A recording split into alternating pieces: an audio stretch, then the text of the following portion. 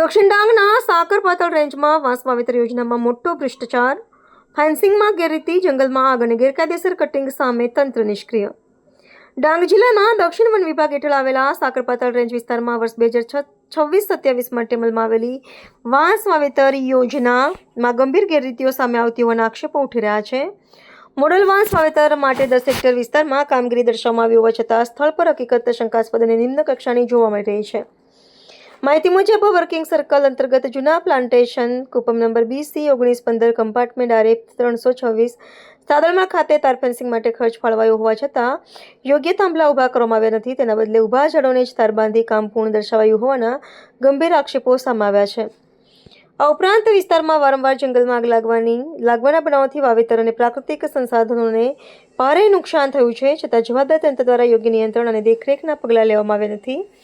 સમગ્ર મામલે ઉચ્ચસ્તરીય સ્વતંત્ર તપાસ હાથ ધરવામાં આવે, જવાબદાર અધિકારીઓ અને કોન્ટ્રાક્ટરો સામે કડક કાયદેસરની કાર્યવાહી થાય, જંગલમાં આગ અને ગેરકાયદેસર કટિંગ અટકાવવા તાત્કાલિક અસરકારક પગલાં લેવાય, વાંસ વાવેતર યોજના પારદર્શક રીતે ફરી અમલમાં મુકાય. સ્થાનિકોની માંગ છે કે વલસાડ વર્તુળના DCF દ્વારા તાત્કાલિક નિષ્પક્ષ તપાસ કરવામાં આવે, જેથી દૂધનું દૂધ અને પાણીનું પાણી બહાર આવી શકે.